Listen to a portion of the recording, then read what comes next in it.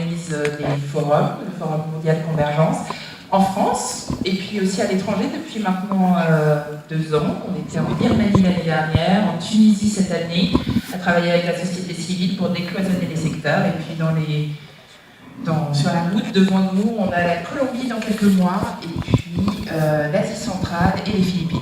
Voilà. On ne va pas vous arrêter. Bravo Émilie. Alors, nous, Spark News, depuis 6 ans, on travaille avec les grands médias d'une 50aine de pays autour du journalisme de solution. Alors, on travaille aussi avec les entreprises pour les aider à amplifier l'innovation positive, mais ce n'est pas l'objet de ce soir. Pourquoi on a voulu travailler sur le journalisme de solution? Parce que souvent les gens, et vous en faites peut-être partie, ont la perception que les médias parlent surtout de ce qui va mal.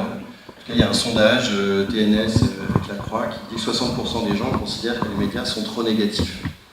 Et pourtant, il y a énormément de magnifiques projets que les médias sont capables de relayer.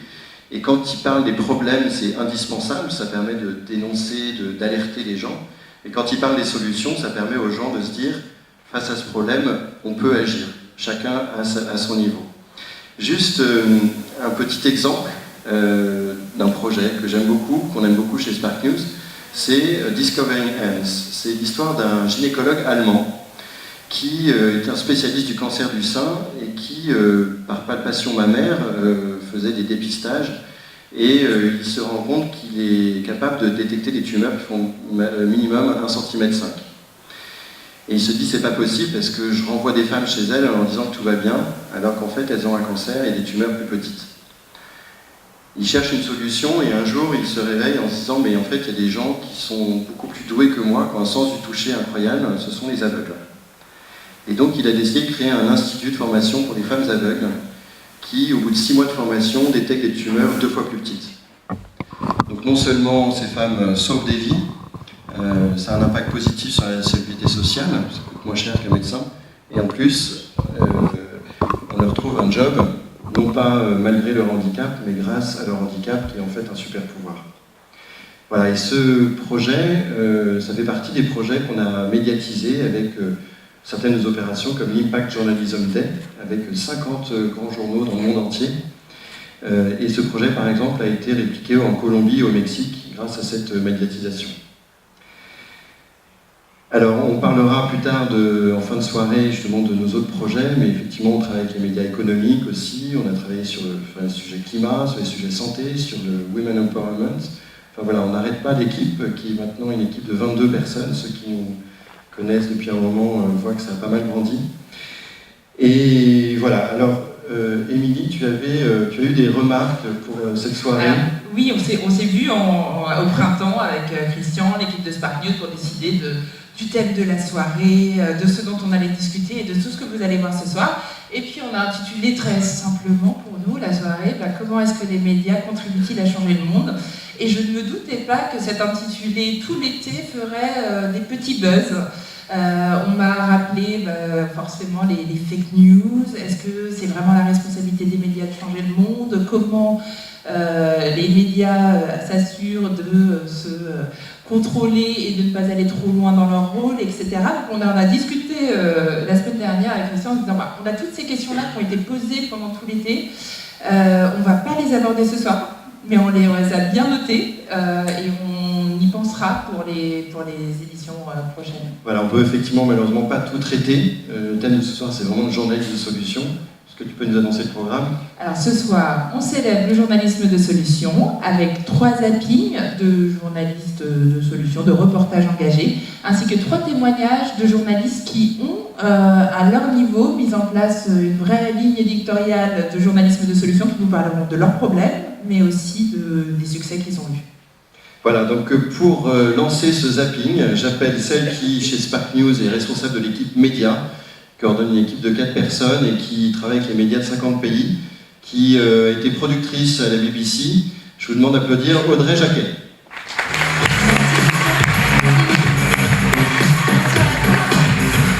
Donc, on ne les voit peut-être pas encore assez, mais il y a de nombreux reportages qui s'intéressent aux solutions innovantes, aux initiatives qui apportent des réponses concrètes aux grands enjeux mondiaux auxquels nous faisons face.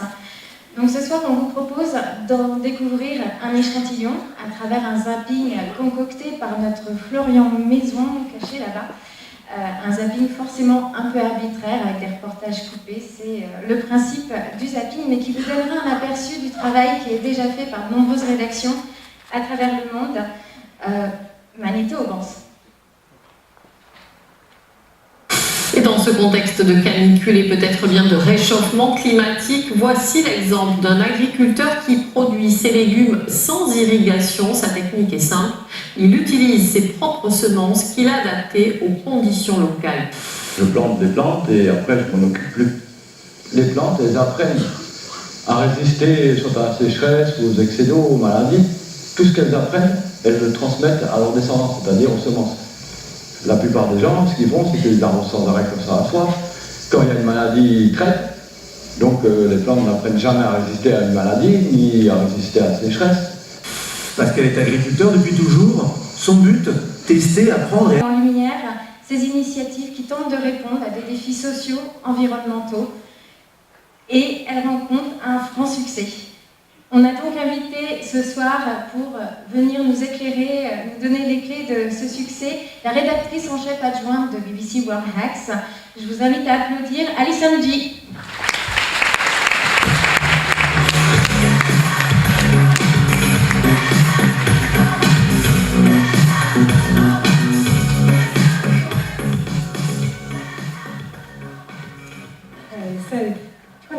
That's much better. You'd rather look at that than a picture of me. So, World Hacks is on the BBC World Service. We are a weekly radio programme and a podcast as well. We also make digital video, which goes on the BBC News website and different social media channels. Facebook is the main one where you can find us, and YouTube as well. World Hacks was set up about 2 years ago, and it was the BBC's first solutions-focused programme in the BBC. And it was set up because Mary Hockaday, who's now the controller of BBC World Service English, decided that it would be a great thing to do. She'd read about a solutions journalism project in Seattle, which she found particularly interesting. Then some BBC audience research showed that young people didn't just want to hear about problems in the news, they also wanted to hear about solutions, to give them a more rounded view of the world, what people were doing to make things better. And that was backed up by a conversation she had with a listener on a phone-in programme. So what sort of stories do we do? You've seen one there, and I'm going to show you a video now, if we could play the video, and this is a few clips from some other stories that we've done.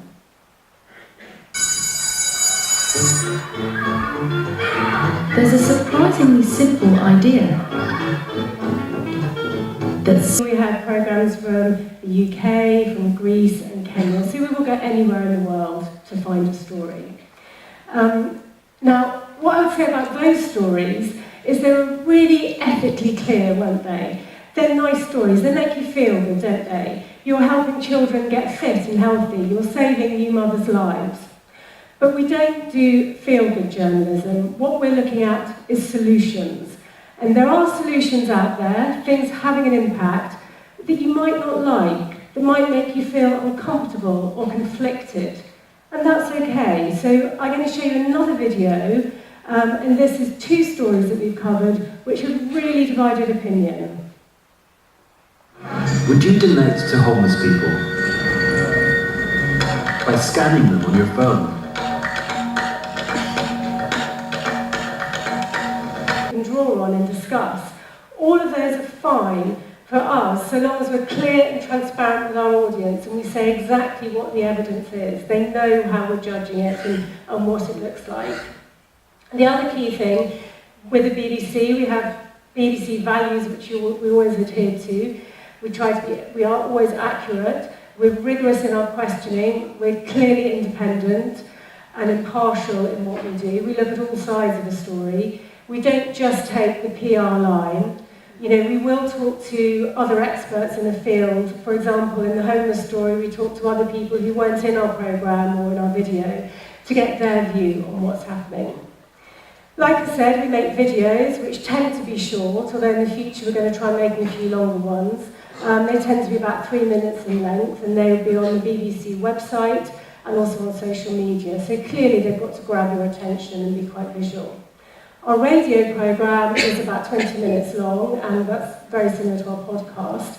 And there we have much more space to really have a longer discussion around the issues about something. So we have a sort of, the reporter will have gone out into the field, then come back and have a discussion with the presenter, and you get a sort of shared journey of discovery of what it's all about. So, is it news? Well, yes, it is, and we have to justify our place on the BBC News website, so yes, that it is news. But what we think about with news is when in a story do you cover it? Now this story, this is a 9-year-old girl, and Transport for London decided to use her voice earlier in the year for safety announcements at a big London station. So we didn't cover the story when they first introduced her announcements. What we did was we waited, and after 6 months, that's when we did the story. And we got a new top line, because then we could say, after 6 months, this girl has actually managed to reduce the number of accidents at Victoria Station, because by using a child's voice, it had given people a bit of a start. What's a child's voice doing on the announcements? It made them take notice in the way an adult's voice wouldn't. On the other hand, you can, from our point of view, occasionally will cover a story when something's launched. So the QR codes for homeless people, the video that I showed you a moment ago, we covered that at the launch of the scheme. Now there are advantages and disadvantages to that from our point of view. We were the first people with the story. It was clearly news, it was fresh, something people hadn't seen before. And national newspapers and websites all across the country were covering it and talking about it. But the problem from our point of view with that is that we don't have the evidence to see what impact it has. Now, what we did with the radio programme then, we had the flexibility to go back a little bit later and get more interviews and look at how it was being used. Even so, that was only really a couple of weeks later in reality. So what we will do at some point in the future is we'll go back to it again, and we'll look again at the evidence of how that's actually performing. The next thing I'll talk to you about is the impact that we're having, what people think of us. Now, when we started off, the aim was to target young people. So I did a quick snapshot. It's not a deep and analytical dive into Facebook statistics, this, but I had a quick snapshot of the last 10 videos that we put on Facebook. And what we found was that the top audience for practically all of them was under 35 years old. So we are reaching those younger people that we were aiming for. The other crucial thing to remember is when you look at how popular you are, yes, there's video views, the number of people that have seen our videos. Regularly we'll get over 1 million views on Facebook. I think the highest number we've had is about 49 million, and that was a thinky piece about whether circular runways could work for planes. But it's not just about those top line figures. What we're looking at as well is engagement. And have a look at these two quotes, which were about the same story. Now the first person thought it was a great idea, fantastic. This was the QR codes for homeless people. We need this everywhere. The second one, this is just horrible, degrading and dehumanising. So what we've got here is what we consider to be really important, proper engagement. So instead of somebody just flicking past, thinking, yeah, nice, move on, they've actually stopped and they've started a discussion. So they're really thinking about the issue. So that is what we consider to be really valuable engagement. And the last thing I would say about impact is that we made a video about the Great Green Wall. So this was planting trees across Africa to prevent desertification. And we heard recently that the President of Ireland saw the video. And then shortly after that, the Irish government pledged over €1 million to the project. So we are having a real impact.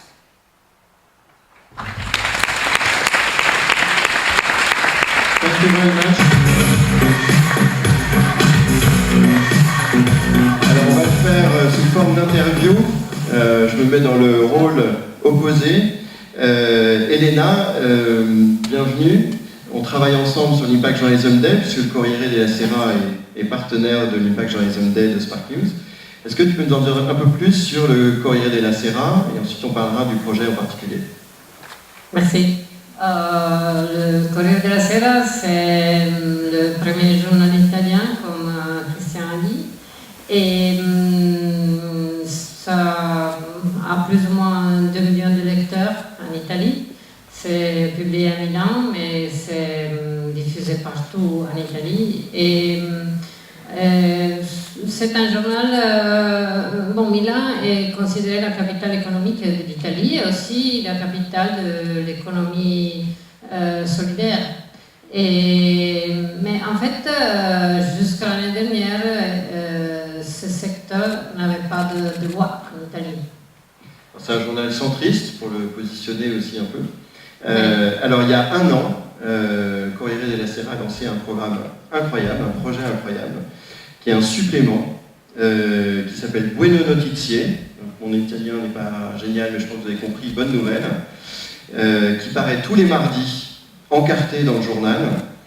Est-ce que tu peux nous en dire un peu plus, combien de pages et qu'est-ce qu'on trouve dedans? Oui, buone notizie, buone notizie.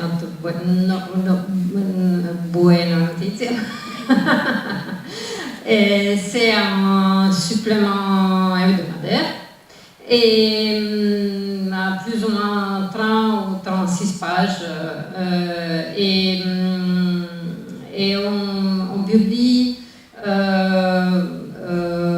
sections qui sont les projets positifs et la responsabilité sociale d'entreprise et l'innovation sociale et la critique sociale. Et pour parler aussi des problèmes. Oui, pour parler aussi des problèmes, pas seulement des bonnes nouvelles. Et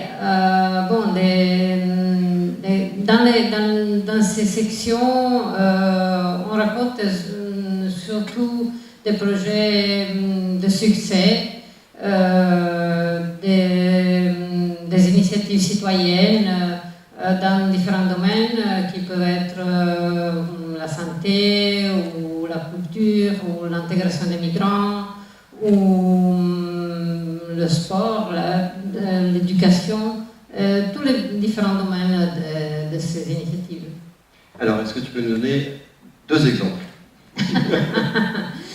Un bon exemple, c'est un article que j'ai écrit notamment pour le Impact Journalist Day, qui est paru en juin, et un article sur une histoire très intéressante d'une petite entreprise qui est née en Puglia, dans le sud d'Italie, pour défendre les droits des migrants qui travaillent dans les champs. Les migrants dans le sud sont très maltraités, mal payés, abusés. Et cette association est née pour produire de la sauce tomate. Pour les Italiens, oui, forcément. Oui.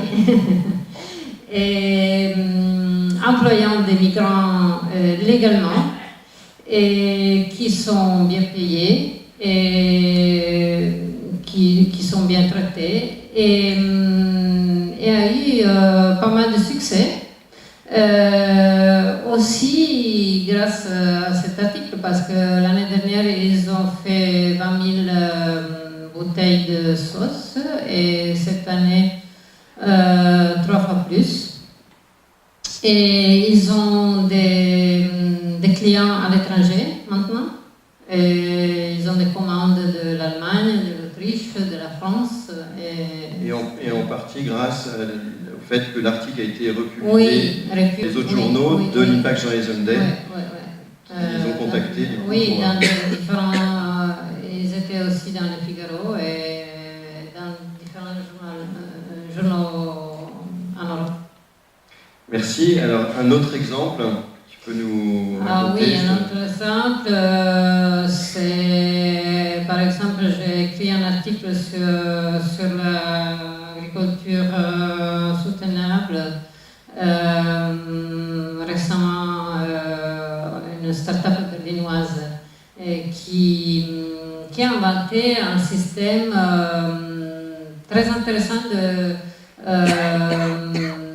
de fermes urbaines modulaires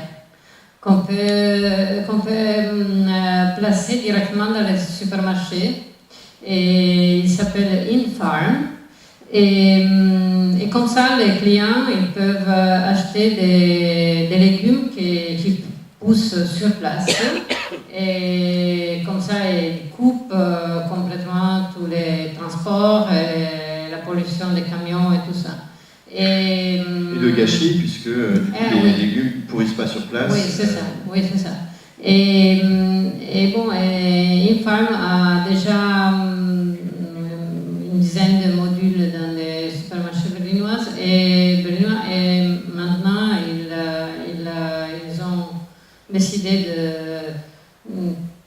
de venir aussi à Paris et à Milan. Bon, ça c'est formidable, bravo. Ouais. Alors la question que vous vous posez tous, c'est est-ce que ce supplément marche? Est-ce que ça augmente les ventes? Est-ce que ça plaît? Oui, ça c'est le problème. Ça marche très bien. Ça marche très bien. Apparemment, et le Corriere della Sera, on a mesuré et régulièrement 10 000 exemplaires en plus le mardi, qui est le jour du supplément. Et en plus, on a vraiment beaucoup d'annonceurs qui achètent des pages de pub toutes les semaines et des annonceurs importants qui ont soutenu le supplément depuis les premiers jours, comme Eni, Enel, E.ON, Accenture, Allianz, Bayer, Philips, des grandes entreprises.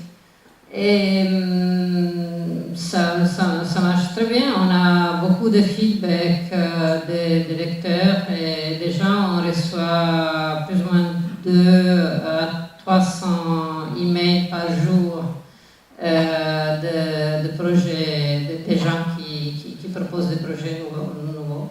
Et bon. Oui, parce qu'il faut quand même nourrir 30 pages chaque semaine. Ouais. Donc pour être sûr que tout le monde ait bien compris, donc tous les mardis, le supplément est dans le journal Corriere, et ce jour-là, il y a 10 000 exemplaires de plus et beaucoup d'annonceurs. Donc c'est économiquement oui, très intéressant. Est-ce que tu peux nous dire comment ce projet est né? Oui, ce projet est né dans la tête d'Elisabetta Soglio, qui est collègue, qui est maintenant la rédactrice en chef du supplément.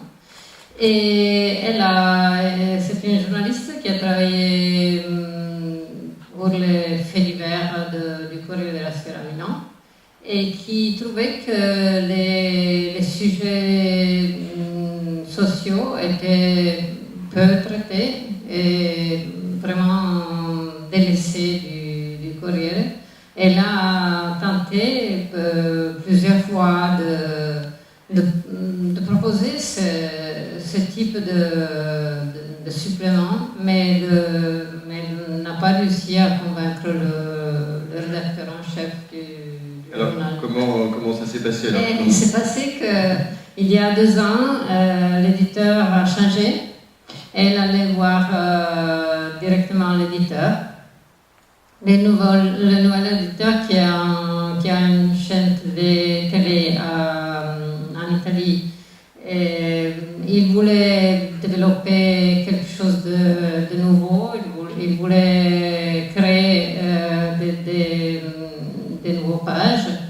Et apparemment, il s'est fait convaincre parce qu'elle a démontré qu'il y avait un secteur, le secteur de l'économie solidaire, qui était complètement délaissé de la presse italienne et alors, qui a une importance économique. Oui, c'est 4% du PIB italien. Oui, c'est plus ou moins 4% du PIB italien. Et il y a beaucoup de gens qui travaillent dans ce secteur parce qu'il y a presque 7 millions de bénévoles en Italie et 300 000 entreprises ou associations solidaires.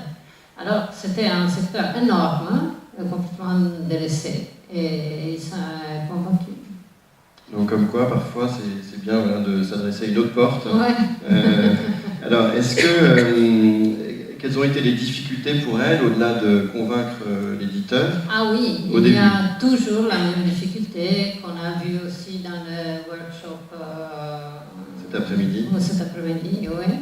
Et c'est que les autres journalistes, en général, les journalistes, ils pensent que c'est pas sérieux de parler de solutions ou de nouvelles positives, et qu'en général les nouvelles négatives ont plus d'audience, et alors qu'elle n'avait pas envie d'écrire pour elle dans ce supplément.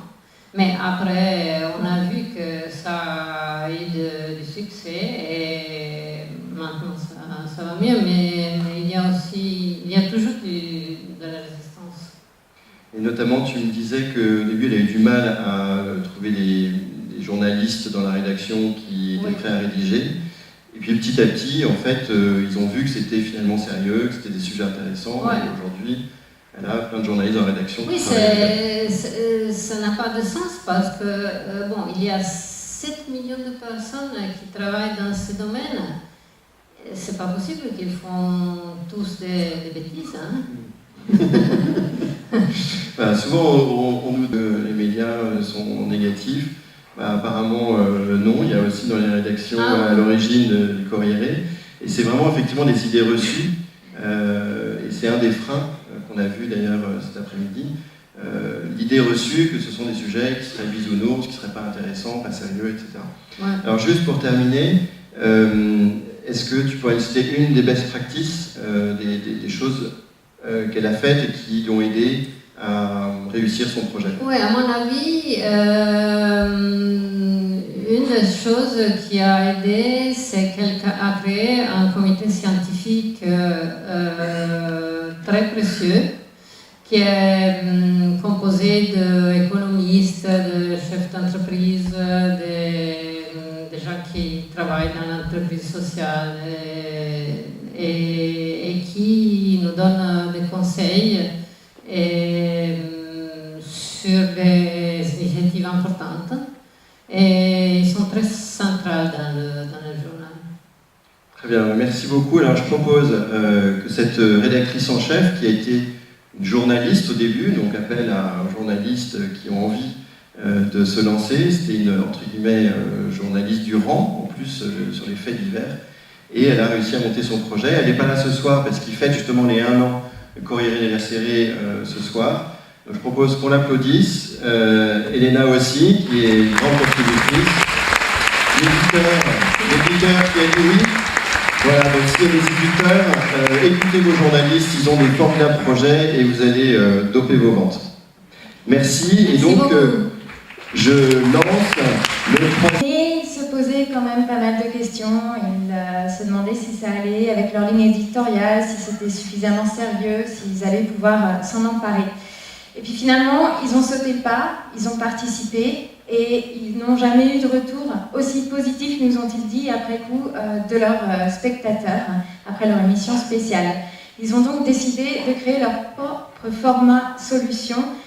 J'invite Pasquale Ferrara, producteur d'émission Zen Zen, à venir nous raconter un peu ce cheminement. Merci de l'applaudir.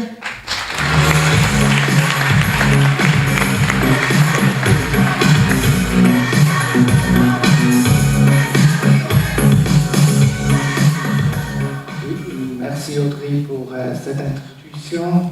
Merci aux organisateurs et aux amis de Spark News de nous donner cette opportunité de parler de notre expérience avec le journalisme de solution, notamment avec notre nouvelle rubrique 10 idées. Je suppose que notre chaîne est un peu moins connue que celle de la BBC. C'est pour ça que je me permets de mentionner quelques données sur notre programme. SRF signifie Schweizer Radio und Fernsehen. C'est la chaîne publique de la Suisse allemande.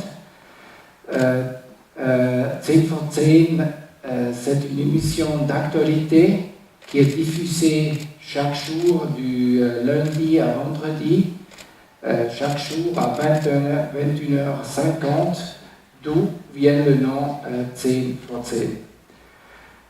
La rubrique d'idées, on l'a lancée il y a un an. Et j'ai préparé une vidéo pour vous donner une impression du contenu, mais aussi du but qu'on avait avec cette rubrique.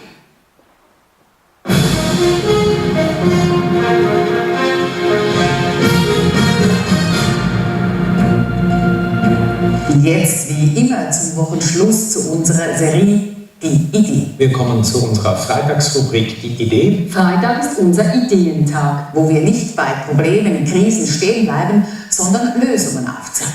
Und so fokussieren wir jeden Freitag mit der Rubrik Die Idee auf eine Lösung. Und diese darf durchaus kontrovers diskutiert werden.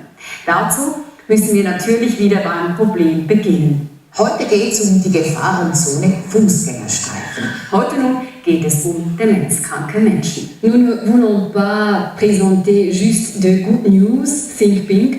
Nous ne voulons pas présenter des idées, des solutions sans choix. Ce n'est pas notre but. Nous voulons montrer comment est-ce qu'on réussit à résoudre les problèmes du monde, de la société, comment est-ce qu'on peut améliorer une situation difficile. Et pour sa raison, on commence toujours avec le problème et ensuite on présente une solution. Wir haben gemerkt, dass konstruktiver Journalismus, dass das doch recht schwierig auch ist, im Alltag zu leben. Man ist in der Hektik, man muss am Abend die Sendung voll haben. Und für uns war die Rubrik, wir haben uns so wie selber etwas unter Druck gesetzt, indem wir einfach gesagt haben, einmal pro Woche wollen wir einen Kontrapunkt setzen, einmal in der Woche wollen wir speziell eine Idee anschauen, die es verdient, beleuchtet zu werden. Voilà, vous avez vu et entendu aussi les commentaires de notre présentatrice Susanne Ville et du rédacteur en chef de l'émission Christian Dütschler. Christian Dütschler vient de le dire, on a voulu avec la rubrique nous forcer à établir ce genre de journalisme. Mais il y a eu dans ce processus un débat, des discussions avant le lancement et aussi une fois lancée la rubrique. Pour les collègues dans la salle, je ne dis rien de nouveau. Chaque fois que dans une rédaction on commence à réfléchir sur le journalisme de solution, un débat déclenche. J'aimerais vous donner un aperçu du débat qui a eu lieu dans notre rédaction, juste en mentionnant 3 points. Premier reproche ou doute, c'est une telle rubrique, c'est de la publicité. On se disait, avec cette rubrique, on fait de la publicité pour des entreprises, pour des projets, pour des entrepreneurs. C'est pas compatible avec nos règles.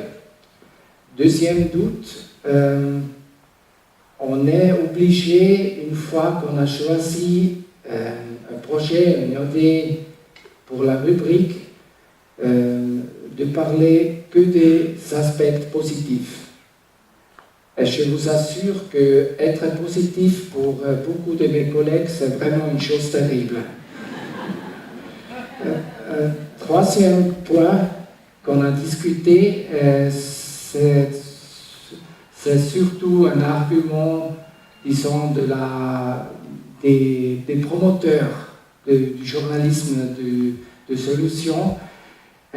Est-ce que la rubrique hebdomadaire, c'est la bonne démarche, c'est la bonne méthode pour établir le journalisme de solution dans l'émission?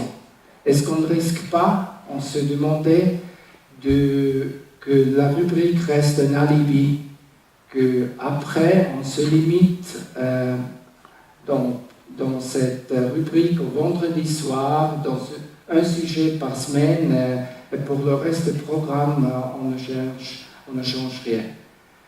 Comme j'ai dit, on a beaucoup discuté et on a aussi beaucoup appris en réalisant les sujets.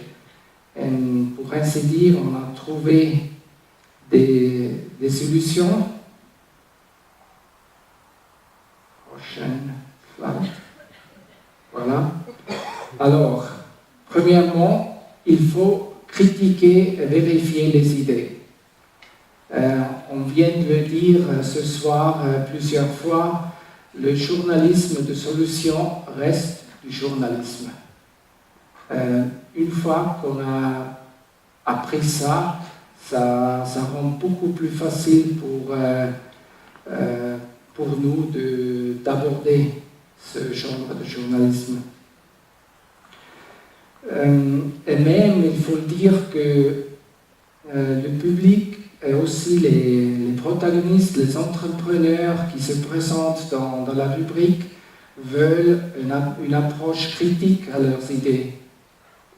Personne ne veut seulement parler du positif.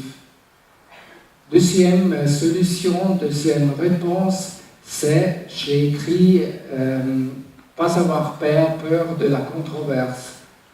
C'est-à-dire, on pensait au début que c'était un problème, c'est pas du tout. On peut lancer un débat, une controverse autour d'une idée. C'est bon, c'est pas un problème. Par exemple, vous avez vu dans la vidéo un petit extrait du reportage qu'on a fait dans cet hôpital en Allemagne qui traite les patients qui souffrent de démence. Les médecins là, ils évoquent l'ancienne époque de la DDR, de l'époque communiste, parce qu'on sait que ça calme les patients. Mais est-ce qu'on peut défendre cette solution éthiquement? On a posé cette question, après on a pris, il y a eu un débat parmi les experts. Il y a eu un débat après notre émission, ça a été très intéressant. Troisième question, la question de la peur que la rubrique reste un alibi. Là, on se dit qu'on cherche à quitter, pour ainsi dire, le cocon de la rubrique. Et on fait pas mal de choses en dehors de la rubrique, mais je vous dis franchement que c'est un vrai défi. Changer les routines, les règles du journalisme, d'une rédaction, c'est pas facile. Voilà, ça reste un défi pour nous. La question maintenant, est-ce qu'il vaut la peine d'accepter ce défi? Moi, ma réponse, c'est oui, bien sûr. Je vous donne deux arguments. Premièrement, l'image du monde, la rubrique aide à rendre l'image du monde qu'on montre dans les médias plus complète. Et deuxième argument, c'est une telle rubrique, ce genre de journalisme aide à changer les choses. Je ne dis rien de nouveau. Christian répète ces choses depuis des années, probablement. J'aimerais vous donner deux témoins pour soutenir ces thèses. Une rubrique, comme dit, des offres pour leur travail. Pour terminer, question cruciale, comment réagit le public? Je tiens beaucoup à partager avec vous une lettre d'une spectatrice. Comment réagit le public? C'est vraiment le point qui nous a surpris le plus. La réaction positive du public. Je vous donne un exemple. Après une émission normale, on a peut-être 5 ou 6 lettres ou emails dont la plupart font des critiques. Après l'émission spéciale lors du Impact Journalism Day, on a eu plus d'une centaine d'emails. Il y a eu des réactions sur les médias sociaux et pratiquement presque unanime positif. Le public semble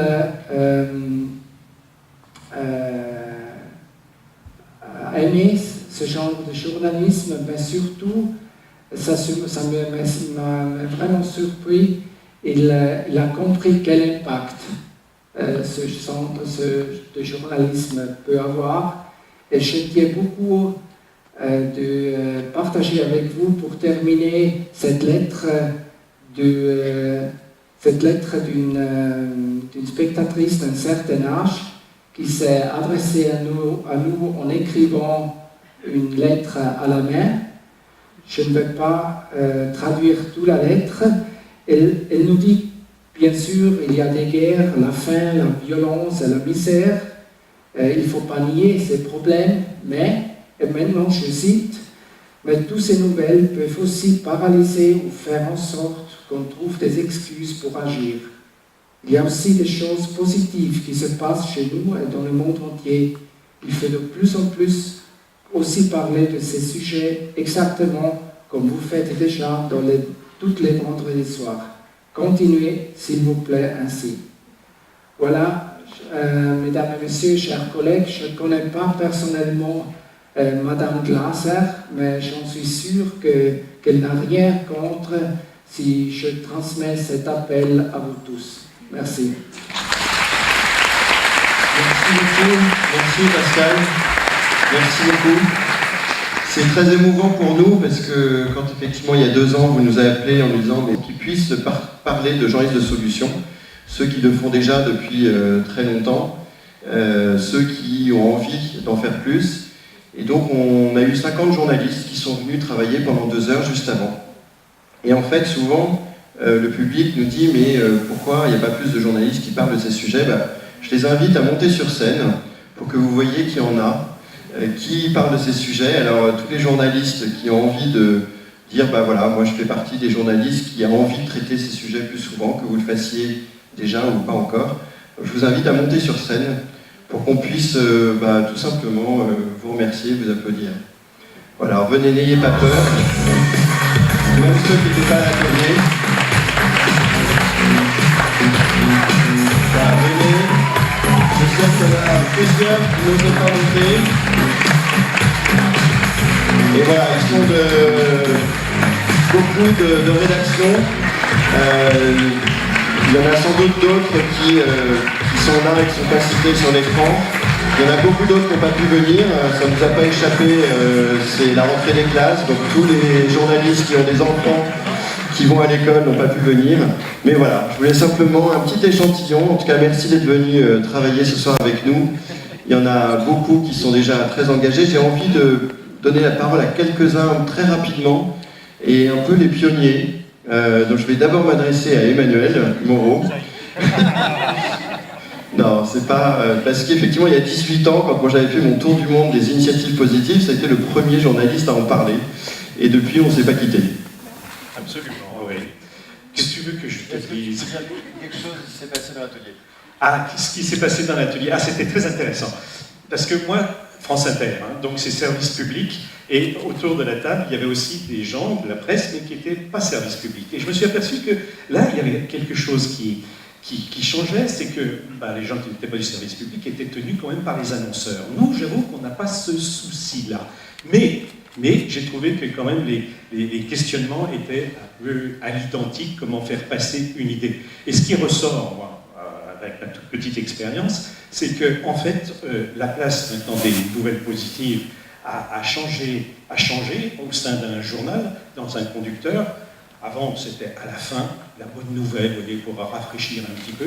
Maintenant, ça a monté, c'est présenté beaucoup plus tôt, mais on a affaire à un public beaucoup plus exigeant. C'est-à-dire qu'il ne s'agit plus de raconter une belle histoire, mais de mettre cette histoire en perspective, d'énoncer la solution qu'elle apporte au problème, donc d'énoncer le problème et d'apporter la solution. Et c'est ça qui nous oblige peut-être à nous mettre encore plus au travail pour faire remonter toutes ces belles initiatives.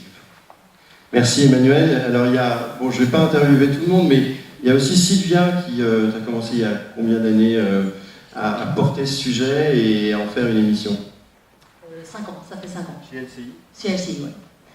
Ça a commencé avec Tous acteurs du changement. En fait, il y a 6 ans, j'étais ici. J'étais en congé maternité, donc j'avais du temps libre. Donc j'étais venue m'inspirer et voilà, j'avais plein d'idées. J'étais venue ici, j'ai écouté plein de choses inspirantes. Et quand je suis rentrée de congé maternité, je me suis dit, ça y est, il faut se lancer. Il faut y aller, il faut aller frapper aux portes, il faut aller demander. Et donc on a commencé à réfléchir avec un collègue et voilà, Tous acteurs du changement est né. Et 5 ans après, on est toujours là. On a lancé un podcast dans le groupe qui s'appelle Impact Positif. Là, on est sur du 50 minutes avec des entrepreneurs, des citoyens. Donc on peut vraiment aller dans le fond, on peut parler des solutions, on peut parler d'impact. Et voilà, peut-être aussi des nouveautés sur LCI. Donc voilà, ça a commencé ici, donc je suis un peu émue. Voilà. Merci beaucoup Sylvia, en tout cas tu peux inspirer aussi d'autres journalistes. Et pour terminer, désolé je ne peux pas interviewer tout le monde, j'aimerais quand même interviewer nos 2 amis journalistes du Figaro qui sont partenaires de l'Impact Journalism Day et qui, suite à premier partenariat, du coup ont poursuivi avec le Figaro demain. Écoutez, je ne m'attendais pas à prendre la parole, mais effectivement c'est une belle aventure qu'on a lancée depuis 3 ans. On a participé à notre 4e édition de l'Impact Journalism Day cette année et c'est vraiment un projet qui nous porte. C'est quelque chose qui personnellement me tient très à cœur. Ce sont des sujets qui sont fantastiques. On côtoie des personnalités extrêmement touchantes, impliquées, engagées. Ce sont des sujets sur lesquels on a vraiment envie de s'impliquer. C'est quelque chose qui est très porteur auprès des lecteurs. On sent qu'il y a vraiment une sensibilité croissante à ces sujets. Et ça nous fait plaisir de voir que de plus en plus de rédactions, de plus en plus de journalistes s'intéressent à ces sujets et s'embarquent dans cette aventure. Et c'est vraiment quelque chose qui est très encourageant pour nous. Et Mathilde, qui contribue largement à la rubrique, va ajouter un mot. Je partage tout ce que tu dis. Non, mais c'est vrai que c'est intéressant de voir que c'est un centre d'intérêt pour beaucoup de journalistes et ça remotive quand même beaucoup de voir que voilà, on n'est pas un peu isolé dans une rédaction, mais qu'au contraire, il y a beaucoup de rédactions qui se chargent de porter ces sujets-là.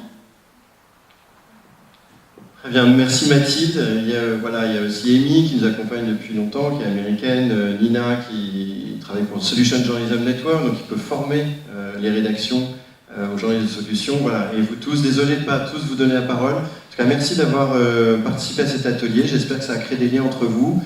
Et si vous avez envie, on en fera d'autres. Voilà. Voilà, vous pouvez rejoindre les places et je vais appeler maintenant 3 personnes de l'équipe. Donc nous, depuis 6 ans, enfin depuis 2012 que Christian a créé Spark News, on part d'un postulat simple, mais qui guide nos actions au quotidien. C'est que pour changer le monde, il faut commencer par changer la façon dont on le raconte, pour redonner la confiance et l'envie d'agir. Donc en 2012, Spark News a été créé et en 2013, le premier grand programme média qui a été monté avec plus de 20 journaux généralistes du monde entier, l'Impact Journalism Day a été créé et donc ces 20 journaux généralistes publiaient de concert le même jour des solutions aux grands enjeux de notre monde. Et donc cette année, en 2018, ils étaient plus de 55 journaux et télévisions à avoir rejoint l'aventure. Suite au succès de cette opération, on a donc lancé d'autres programmes médias, à la fois sur les solutions business pour le climat en 2015, à l'occasion de la COP21, puis deux grands programmes sur les femmes et à venir en 2019, un programme sur la santé. Donc on a fait le constat que à la fois les médias étaient de plus en plus engagés pour parler des solutions, mais aussi que leur lectorat et leurs audiences avaient envie et besoin de voir ces sujets émerger au sein de l'actualité. Donc on a eu envie d'aller un cran plus loin avec Spark News et de lancer, c'est encore un projet en cours de construction, mais de lancer un grand mouvement donc, qui serait l'Impact Journalism Movement et qui permettrait en fait d'ancrer à la fois les grands enjeux urgents et les solutions qui y sont liées dans l'agenda annuel des médias, donc au travers de grandes thématiques, de grands temps forts, de sujets plus récurrents et aussi sur des publications plus ancrées sur la durée. Donc on a identifié un certain nombre de grands enjeux urgents à faire émerger à la une de l'actualité, qu'on aurait envie de voir traiter encore plus sous l'angle des solutions, puisqu'elles existent et elles existent en masse, mais elles ne sont pas encore assez connues. Donc parmi ces grands enjeux, on a identifié tous les sujets liés à la pollution et aux déchets, les migrations sur toutes leurs formes, l'égalité homme-femme, mais aussi la santé, la lutte contre l'exclusion, et enfin un sujet qui plus que jamais est urgent à traiter, le changement climatique. Donc je ne vous en dis pas plus maintenant, mais sachez que ce programme donc, qui est en cours de construction n'attend que des soutiens, et donc si vous faites partie d'organisations, de fondations, d'entreprises et évidemment de médias et que vous souhaitez faire émerger ces grandes thématiques au cœur de l'actualité, je serais ravie de discuter et d'échanger un peu avec vous pendant le cocktail qui suivra cette soirée. Je vous remercie.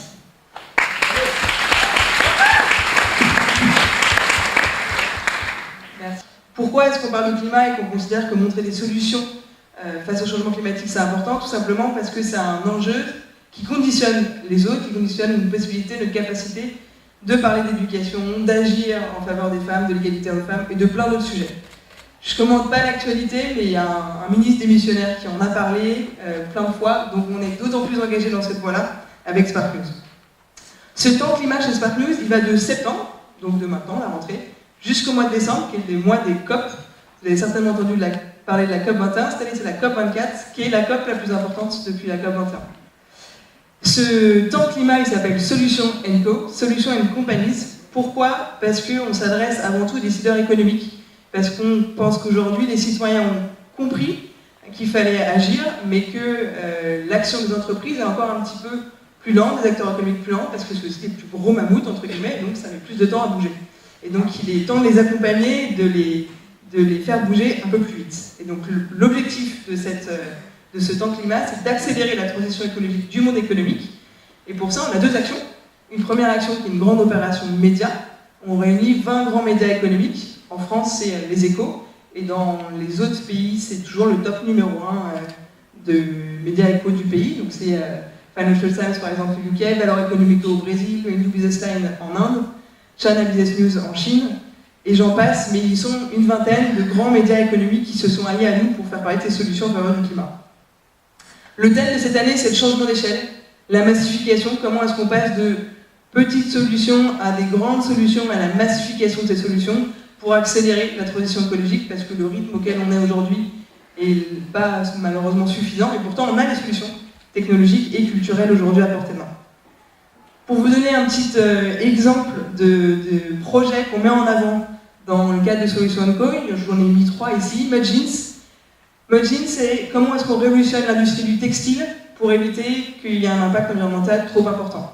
Et donc, au lieu d'acheter un jean, ils proposent aux clients de louer un jean. Donc c'est un business model complètement différent, et de jouer un jean qui a été conçu de manière responsable.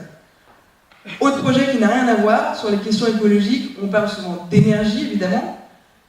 Pour les énergies renouvelables, on a l'enjeu du stockage de l'énergie. Et donc un projet qu'on a médiatisé il y a quelques années, c'est Accueillons l'énergie, qui est une des batteries les plus efficaces, et dont les matériaux et les composants sont biosourcés. Il y a plein d'autres projets qu'on met en avant, qui sont vraiment des projets qui sont à la fois efficaces et à fort impact sur les questions du changement climatique, mais aussi rentables économiquement, et qui arrivent du coup à faire combiner l'enjeu économique et l'enjeu écologique pour les entreprises. Le deuxième axe qu'on a, qui n'est pas un axe médiatique, c'est aussi d'accompagner un certain nombre d'entreprises dans leur transition. Et ça, on le fait de plein de manières différentes, à la fois par la sensibilisation en interne dans les structures. On se rend compte que les collaborateurs, eux aussi, comme nous, citoyens, parfois on est démunis par rapport à cet enjeu qui est immense, et du coup, d'aller faire connaître les solutions, d'aller faire connaître l'enjeu, de présenter des experts, c'est aussi un moyen de faire avancer les choses en interne. On a aussi un accompagnement plus poussé avec des learning expéditions. On est parti au Danemark avec 15 membres d'entreprises et de médias à la découverte de ce que c'est que l'économie circulaire à une échelle industrielle. C'était passionnant, ils ont adoré, on a adoré, du coup on le refait. On a aussi du sourcing et la mise en connexion entre start-up et acteurs économiques. Concernant cette opération, le lancement il se fait à New York cette année, le 22 septembre prochain. Pourquoi New York? Parce que les États-Unis se sont retirés de l'accord de la COP21, et donc c'est un endroit où il y a une mobilisation très forte de la société civile et aussi des acteurs économiques en faveur du climat, un peu une autre Amérique anti-Trump qui se dessine et qui est puissante aussi dans les négociations et qu'on a envie de soutenir. Donc on a essayé de se délocaliser pour ce lancement aux États-Unis le 22 septembre à New York. On a l'honneur et le plaisir d'avoir Bertrand Piccard avec nous, qui est le fondateur de Solar Impulse, qui, pour ceux qui ne connaîtraient pas, l'avion qui a fait le tour du monde et dont son énergie est uniquement issue de l'énergie solaire. On aura aussi Jean-Louis Chaussat, qui est le PDG de Suez, Jeffrey Sachs, qui est un économiste qu'on ne présente plus, et bien d'autres intervenants que je ne cite pas là. Donc un lancement en grande pompe. On est ravis, on aura nos 20 médias partenaires, presque tous nos 20 médias partenaires présents aussi sur place. Donc je vous donne rendez-vous le 22 septembre si vous êtes à New York. Si vous n'êtes pas à New York mais que ça vous intéresse de connaître des solutions business pour le climat, rendez-vous le 3 décembre dans votre kiosque ou en achetant les Échos en France, si vous êtes en France. Et maintenant, je laisse la parole à Hélène, qui va vous parler du programme Santé. Le premier, donc c'est un programme qui s'appelle Rethink Health, c'est donc une opération éditoriale comme on le fait d'habitude, mais donc sur le thème de la santé. Cette fois-ci, l'idée c'est donc d'avoir 5 grands médias, là il n'y en a que 3 mais on est en discussion donc avec 2 autres, pour écrire pendant 3 semaines sur des sujets, des enjeux liés à la problématique de la santé dans le monde. Donc c'est décomposé en 3 semaines, comme vous voyez, accès à la santé, les maladies non transmissibles et la santé mentale. Alors pourquoi on a trouvé que ce sujet de la santé était intéressant à traiter? D'abord parce que, bien évidemment, quand on fait du journalisme de solution, on comprend que c'est un sujet sur lequel on a un impact très direct, en médiatisant des solutions qui marchent quelque part, en permettant qu'elles se diffusent, qu'elles soient répliquées, on sauve directement potentiellement des vies ailleurs dans le monde. C'est aussi simple, voilà, ce serait dommage de vivre dans un monde où on n'est pas au courant qu'existe la pénicilline. Donc, première raison. Et la deuxième raison, qui nous a semblé importante aussi, c'est de se rendre compte que les enjeux de la santé, les grands enjeux mondiaux aujourd'hui, ne sont plus exactement les mêmes qu'il y a 10 ans. Il y a de nouvelles priorités. On sait qu'aujourd'hui, il y a une recrudescence de certains types de maladies non transmissibles, les maladies cardiovasculaires, respiratoires, les cancers, etc., qui sont en fait des choses qui sont plus liées à notre mode de vie, à l'environnement dans lequel on vit, comment on se nourrit, dans quel état psychologique on est. Et en fait, voilà, il nous a semblé important de faire une mise à jour, de parler un peu plus de ces sujets-là aujourd'hui, et surtout, encore une fois, des réponses qui sont trouvées un peu partout dans le monde. C'est aussi une façon d'aller plus loin, en parlant de la santé mentale, par exemple, qui est peut-être un nouveau terrain de la santé sur lequel il y a encore des choses à faire pour sensibiliser, déstigmatiser et soigner encore plus de personnes.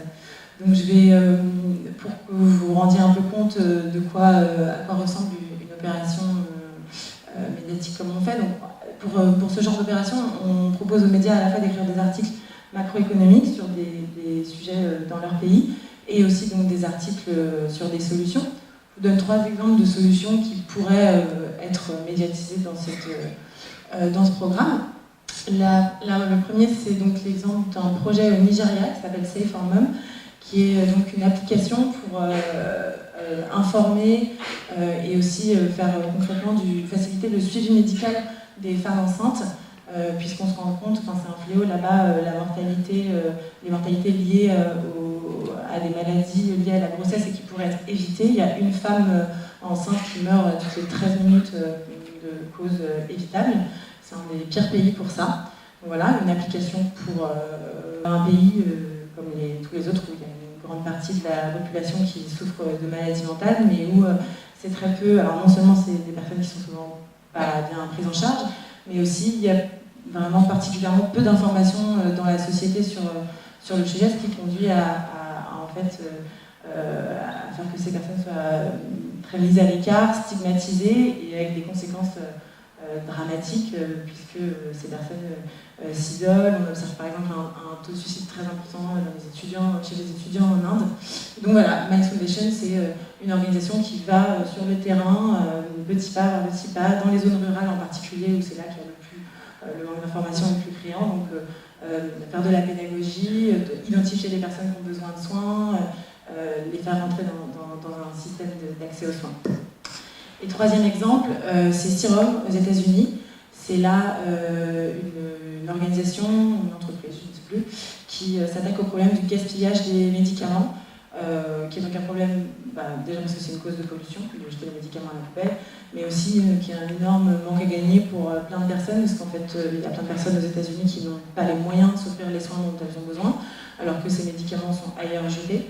Donc cette application met directement en lien les personnes qui se débarrassent de médicaments avec les organisations qui sont agréées, les organisations médicales qui sont capables de les revendre d'occasion, donc à plus bas prix, et donc permettre à ces personnes d'avoir accès à leur traitement.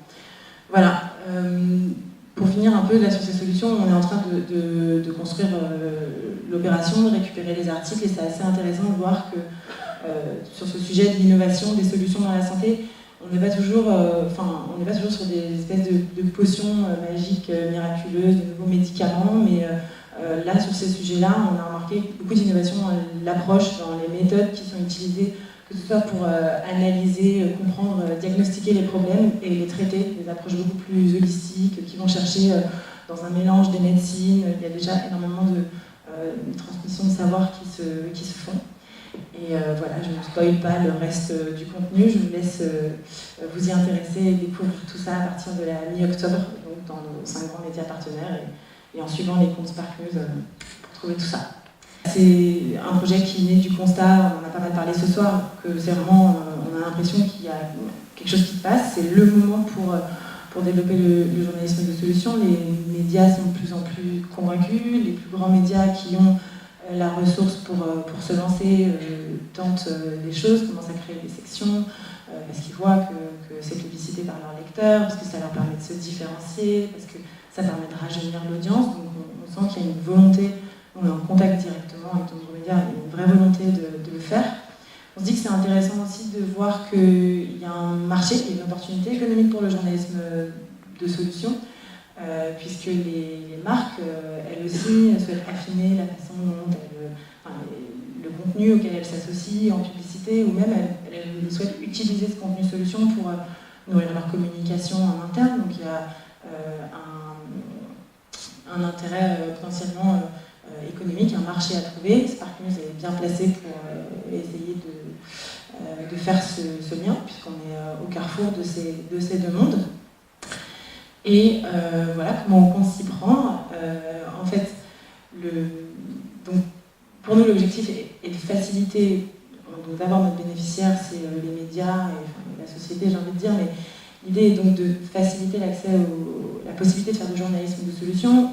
Il y a plein, on en a parlé, il y a plein de freins à débloquer pour ça, et c'est parfois des freins comme convaincre les rédactions, les régies, mais c'est aussi convaincre les rédactions, les régies de mettre de la ressource, du temps, des hommes à faire ce contenu. Donc on se dit qu'une des façons de débloquer l'accès à cette nouvelle offre, c'est d'offrir au journalisme une plateforme où ils trouvent à volonté du contenu de qualité, du contenu solution de qualité, donc écrit par d'autres grands médias de l'Alliance internationale qui sont situés, directement disponibles dans leur langue, pour pouvoir l'intégrer dans leur page. Nous, comment on compte s'y prendre pour faire ça? C'est en fait automatiser ce qu'on fait déjà chez Spark News à la mano, qui nous prend pas mal de temps. Petite salutation à l'équipe média.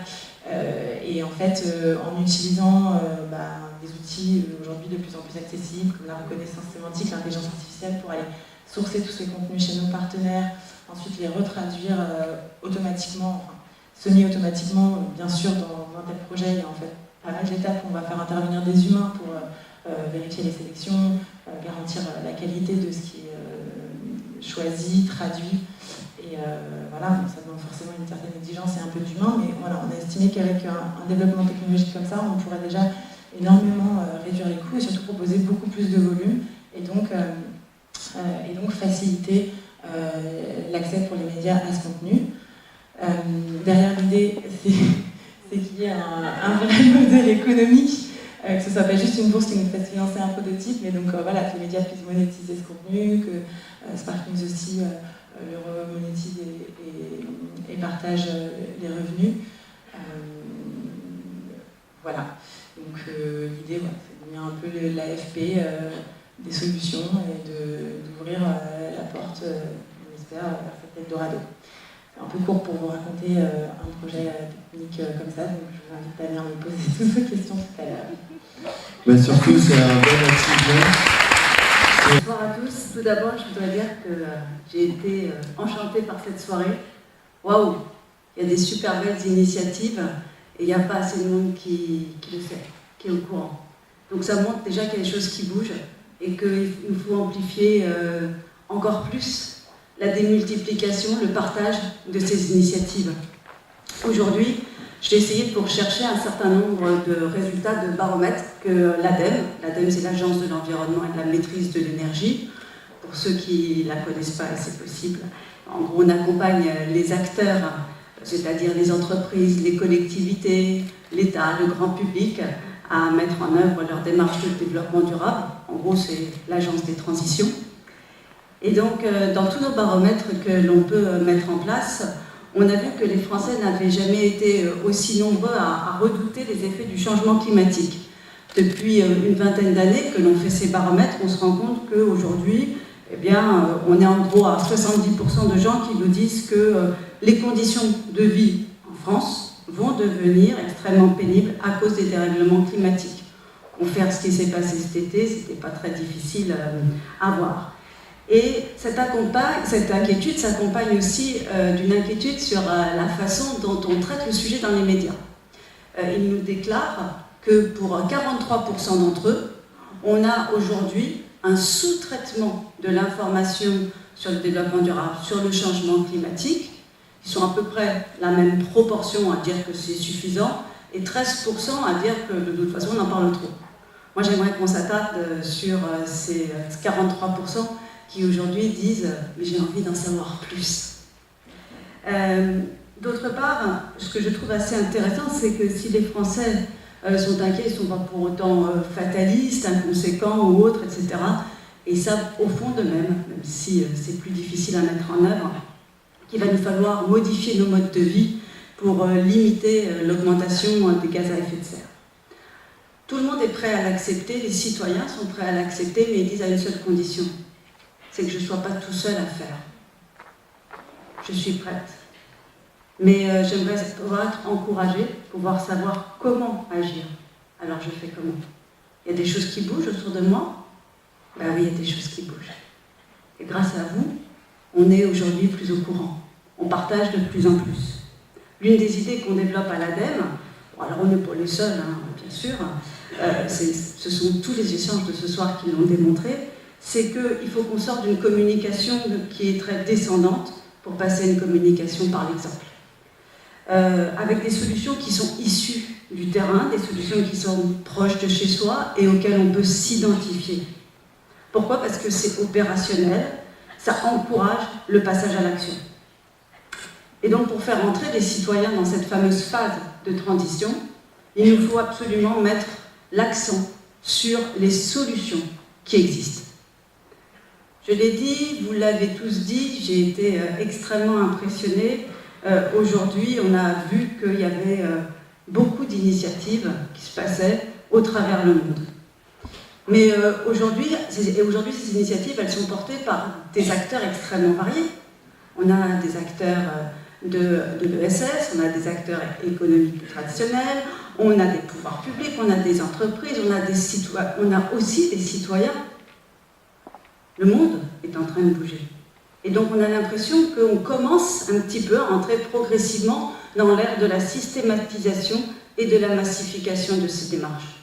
En tout cas, pour nous, le partage des solutions, c'est ce qui nous permettra aussi de passer d'une ère de l'expérimentation à une ère de la massification. Plus on partagera d'initiatives positives via le journalisme de solution, comme le fait si bien Spark News, avec notamment, et puis avec vous, autour de ces deux belles initiatives que sont l'Impact Journalism Day ou Solutions & Co, et bien plus on va démontrer que ces initiatives sont rentables, et plus on va faciliter leur déploiement. Et oui, parce qu'il faut se dire que très souvent on parle des trains qui arrivent en retard, jamais de ceux qui arrivent à l'heure, jamais de ceux qui nous font rêver, c'est peut-être dommage. Et donc l'ensemble de ce journalisme de solution auquel vous contribuez tous, auquel les médias essayent de contribuer, pour nous, ça joue un rôle déterminant. Ça va permettre de partager encore plus l'information, de la relayer, d'apporter des réponses opérationnelles concrètes et pas uniquement des beaux discours. Et donc, on aura une évolution des pratiques sociales. Alors, l'enjeu aujourd'hui pour cette mobilisation massive, pour nous, ça consiste bien à faire passer les bons messages aux personnes, de façon à ce qu'elles aient envie de passer à l'action. Ça signifie apprendre à raconter à nouveau, autrement, une histoire, à changer l'imaginaire individuel et collectif. De ne pas rester uniquement sur un imaginaire qui soit autour de la contrainte, mais un imaginaire qui nous permette d'aller vers un futur beaucoup plus désirable. Changer l'imaginaire, c'est aujourd'hui un enjeu majeur de confiance dans notre capacité à aller de l'avant. C'est aussi un enjeu majeur pour nous permettre de fonder un monde sur de nouvelles valeurs. Pour cela, des nouvelles collaborations sont nécessaires et c'est pourquoi nous sommes partenaires de ces très belles initiatives. C'est pourquoi le travail que vous faites dans tous vos médias pour relayer ces initiatives positives est si important. Alors Bernard Weber, l'écrivain, affirme que notre ambition ne doit pas être de chercher à changer le vieux monde, mais de le démoder. Vous avez commencé, poursuivons ensemble. Merci. D'être à cette soirée, d'ailleurs on est associé à Spark News depuis quasiment ses beaux débuts. Cette soirée qu'on trouve particulièrement inspirante avec plein de solutions et puis une ADN commune, c'est le développement durable chez Pernod Ricard. Alors je ne vais pas vous en parler parce que justement on a le cocktail qui nous attend, mais j'ai une initiative dont on est particulièrement fier, dont on en a parlé, parce que c'est vrai qu'on a vu aujourd'hui beaucoup de solutions, d'engagement. Chez Pernod Ricard, on a une journée dans l'année qu'on appelle le Responsible Day, où on engage tous les collaborateurs du groupe, 18 500 collaborateurs dans le monde entier, à travailler ensemble sur une action citoyenne. Cette année, l'action citoyenne a été autour de deux thèmes des objectifs de développement durable, la biodiversité et l'eau. Biodiversité, matières premières agricoles, évidemment très importante dans notre activité. Alors d'abord, je voudrais vous dire bravo, parce que vous avez réussi un exploit ce soir, vous avez réussi à faire en sorte que les hashtags de l'événement passent devant TPMP et le quotidien en trending Twitter. Donc bravo. Voilà. Et puis moi je voulais vous donner rendez-vous pour ceux qui le peuvent demain toute la journée et demain soir où on continue le Forum Mondial Convergence autour des thèmes de l'accès à la santé pour tous, de l'éducation, du travail décent ou des villes et des territoires durables. Notamment une grande session ici sur la loi Pacte et avec un regard européen sur la loi Pacte.